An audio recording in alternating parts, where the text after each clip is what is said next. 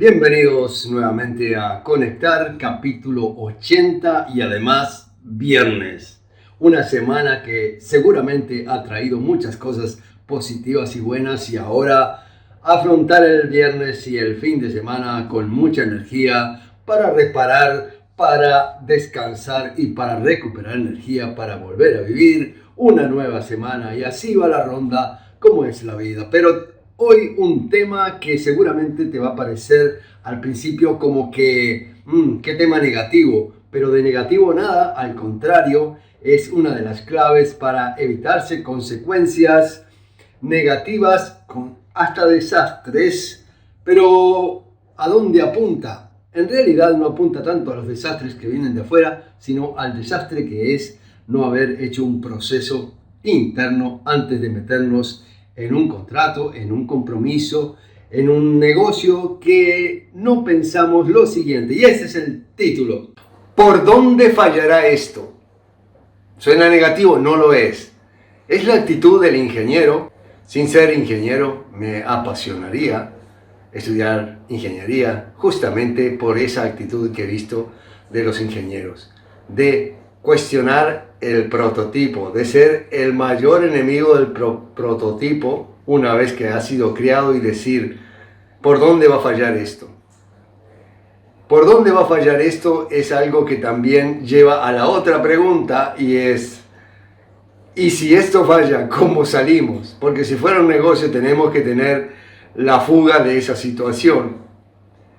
Y lo he visto en los emprendimientos, a veces un proyecto interesante que los socios están de acuerdo, tienen todos los por qué quieren eso y sin embargo no más al año hay un desgaste, un conflicto que los lleva por distintos caminos y no pueden salir de esa situación tan fácilmente porque no hubo un contrato de las partes en cómo querían resolver situaciones que no están contempladas por la ley muy genérica. En este país es muy genérica, es detallada en un sentido y es en cumplir obligaciones externas, pero muy poco detallada en lo que se refiere a cumplir obligaciones internas entre las partes, entre los socios. Esa parte queda muy librada a que haya un acuerdo entre las partes y no lo hubo porque no se pensó en qué va a fallar esto y si falla, ¿cómo salgo de esto? Si aún así, después de haber pensado en qué va a fallar y cuestionar a fondo eso, se hubieran emprendido, bueno, pues entonces está bien, porque riesgos hay que tomar, pero no riesgos innecesarios, sino los que son innecesarios, los que son superfluos, los que son parte de simplemente un descuido, esos no deberían asumirse. Los riesgos que hay que asumir son los riesgos comerciales porque esos son inherentes al mercado. Bueno, muy bien, vamos por entonces más profundidad en este tema de por qué. Cuando vamos a hacer un negocio, vamos a hacer algo en la vida privada, el por qué siempre está teñido de justificación, de argumentos que quieren validar algo. Y por eso no es de tanta utilidad en cuanto a conocer realmente lo que debe ser cumplido para que la persona piense que esto vale la pena. ¿Qué cosas debo yo ver, sentir, para caer en la conclusión de que este proyecto en el cual me he metido valió la pena? Y aplica para todo, aplica para las relaciones personales también. ¿Qué necesito yo sentir para que esta relación haya valido la pena? ¿Para qué? La diferencia sutil entre el por qué y el para qué, y tener claridad en esa diferencia, realmente es muy educativa. Porque el para qué nos lleva por un camino y el por qué nos lleva por otro. El por qué no lo veo, no lo vivo como tanto de aprendizaje, sino más bien como de comunicación a la otra parte, de cuáles son las justificaciones que tengo y cuáles son los motivos del pasado que me han traído a que esto lo vea como positivo. Es decir, es mucha historia. Y somos comunicadores de historia. Y nos comunicamos a nosotros mismos nuestra historia, que de pronto nada que ver con la realidad, que tendrías si en vez de decir ¿por qué he llegado hasta aquí? ¿Por qué me he dedicado a esto? Hubieras dicho ¿para qué? ¿Para qué hice esto? ¿Para qué estoy haciendo esto que me implica a veces 3, 4 horas diarias? ¿Para qué? Porque el para qué pone los objetivos adelante. Te implica una comprensión de la motivación que te lleva buscando algo que de pronto no tienes hoy y que lo vas buscando. Y eso es una visión mucho más interesante. Vamos a un ejemplo concreto porque es la manera de aterrizar estas ideas que de pronto pueden parecer abstractas.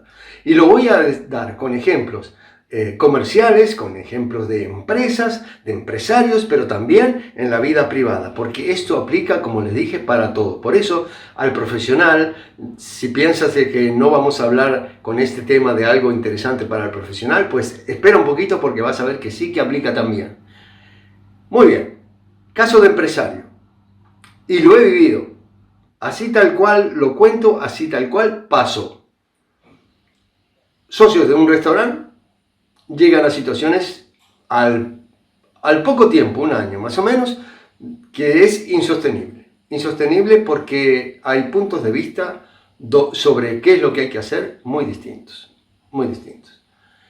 Y entonces, cuando empiezo a poner preguntas, me doy cuenta de una cosa, y es de que el para qué de unos y de otros es totalmente distinto. Uno de los inversores, que fue el que entró al negocio posteriormente, aportó capital, lo cual le pareció al actual y también uno de los fundadores de ese restaurante, le pareció muy bueno. Hacía falta un capital. ¿Para qué? Bueno, el que lo había sido fundador para desarrollar unas ideas de cómo debía ser ese negocio. El que aportó capital, un extranjero con necesidad de procurarse un trabajo, ¿para qué quería esto? Para tener un trabajo, porque le estaba costando muchísimo obtener un trabajo, un empleo. Ni siquiera su posición era de ser empresario, sino de que la empresa y su inversión justificaba un ingreso. Desde el punto de vista económico, para tener un ingreso mensual, desde el punto de vista administrativo y de su situación como inmigrante, también cumplir el rol de ayudar al trámite de residencia, que implica tener un ingreso mensual. Entonces, ¿para qué la inversión en el restaurante? Para garantizar esto otro, que nada tenía que ver con lo del otro socio. Pero que en principio el por qué parecía muy incomún. ¿Por qué decía quiero invertir? Bueno, porque realmente mi familia tuvo un restaurante, yo de pequeñito me gustaba mucho, y ahí viene toda la justificación de los por qué que siempre encontramos. Y suena una historia muy bonita, porque queda armónica, que hay una lógica. Y esa lógica de pronto no es que sea inventada, es que la persona en sus por qué ha ido enganchando de forma lógica una cosa con la otra. Y en el caso del fundador, pues también él tenía seguramente en su familia, en su vida, experiencias muy bonitas con los restaurantes, porque le gusta la vida del restaurante, porque le gusta esto y esto otro. Pero los para qué eran muy distintos. ¿Para qué quieres esto? Para ir para aquí. ¿Para qué quieres esto? Para quedarse aquí. Porque ¿qué pasa cuando una persona, el para qué es conseguir eso estable? Bueno, pues que todo lo que amenace a esta estabilidad que está aquí, que es todos los meses tener un ingreso, cualquier riesgo comercial, cualquier desarrollo hacia cualquier lado, lo verá como un peligro. Y por eso esa extrema perseverancia en que nada cambie. Así como está, está bien. Mientras yo tenga asegurado mi ingreso, mi salario, para eso fue que invertí. Para mantener esto que está aquí. Cualquier amenaza, no la quiero. Y resulta que para desarrollar esta idea comercial de un restaurante moderno, adaptable, flexible, se da de puntas con esta situación de incluso un autoempleo que no es la vocación, porque está clarísimo de que hay cocineros, hay chefs de cocina que podrían cumplir mucho mejor esa labor. Y realmente la labor que está cumpliendo no es bueno, pero ¿para qué era que se quería todo esto? Para asegurar un ingreso, para ser empleado, un autoempleo. Eso frena todo lo demás y eso no permite ver que realmente, si yo soy inversor, de pronto no tengo por qué yo estar en la cocina. Mi vocación es que esto se desarrolle porque es mi negocio. ¿Para qué quería yo esto? Bueno, para desarrollar un negocio, aportar valor, crear algo que me permitiera seguir desarrollando o seguir invirtiendo. Y esa es una visión totalmente distinta. Entendemos entonces por qué el para qué es muy distinto del por qué. Profesional que ingresó a la carrera de arquitectura. ¿Por qué ingresaste a arquitectura? Bueno, porque de pequeño escuchaba a mis padres que decían que yo era muy bueno para armar y desarmar cosas y realmente no tenía claro mi vocación y entonces mi familia hizo mucho esfuerzo y me apoyó en el ingreso a arquitectura. No era fácil porque había que tener ingresos y bueno, mi familia me apoyó, mi padre quería que fuera arquitecto, soñaba con eso. Esos son los por qué, esa es la historia. Pero ¿para qué quieres ser arquitecto? Y si empiezas a indagar en el para qué, de pronto la carrera que has elegido no es esa. No es la que justamente sería tu pasión, porque tú quieres que haya un sentido en las cosas que haces y cuando te dices a ti mismo o le cuentas a alguien en confianza, ¿para qué quisieras recibirte? ¿Para qué quisieras tener un título? Si esos para qué no están perfectamente encuadrados y no hay esa pasión en estar haciendo algo para conseguir algo en concordancia, eso que vendrá luego o que ya está, porque normalmente cuando hay pasión, ya como que el para qué ya está conseguido, es parte de mi vida. Ese drama de los por qué y el para qué en un profesional y en su elección de su vocación se repite muchísimo. Más que nada porque el ingreso a los estudios se hace en una edad temprana donde todavía el para qué no es tan fuerte y el por qué es muy fuerte. El porqué de la presión externa es fuertísimo. Y luego esa historia se adorna con esos justificativos que validan la elección. Porque hay hasta personas que te pueden decir que bueno, no era justamente lo que a mí me gustaba, pero mi familia me apoyó mucho y entonces yo me vi obligado. Ese es el porqué, pero no el para qué. ¿Verdad que aplica también en la vida del profesional? Y en la vida normal de nosotros, seres humanos, en relaciones, en las relaciones aplica, por supuesto que sí. Tengo un gran amigo, terapeuta familiar, que una vez nos encontramos justamente pasadas las vacaciones y estaba muy enrollado y me dijo, es el peor periodo, es donde se dan más conflictos y estoy bien jaleado, no puedo ni encontrar una hora libre para para tomarnos una cerveza.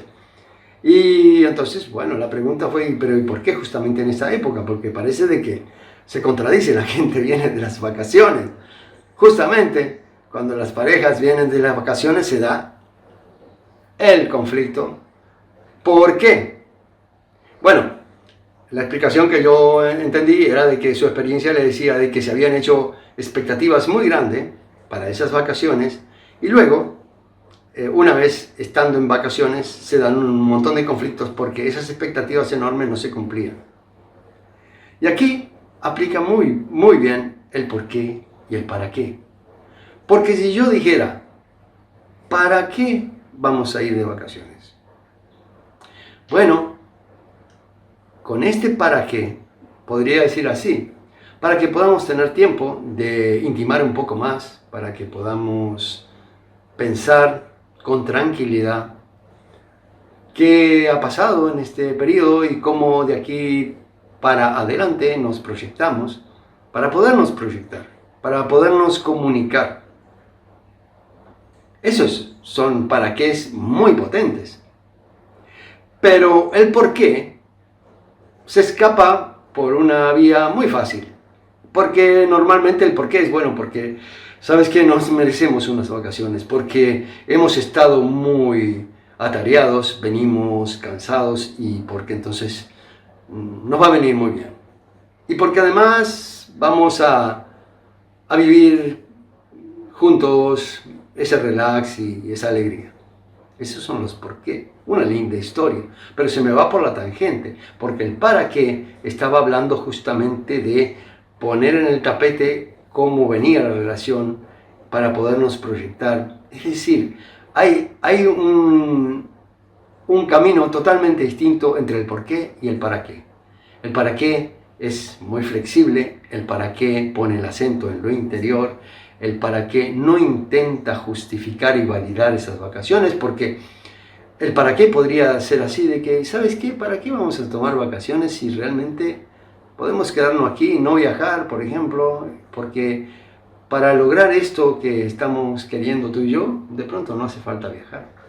Es decir, baja a tierra tantas expectativas de lo que se va a dar, tanta justificación, tanto poner un manto de aquí no pasa nada, para empezar a hacer aflorar el para qué. Y el para qué mío no tiene por qué ser el mismo para qué de mi pareja, porque si lográramos hablar de esos para qué, yo podría de pronto escuchar que el para qué es justamente para tomar una decisión de separación, y está muy bien, porque pone en el tapete justamente la motivación y a qué queremos llegar, pone el objetivo y no tanto la historia esa que justifica.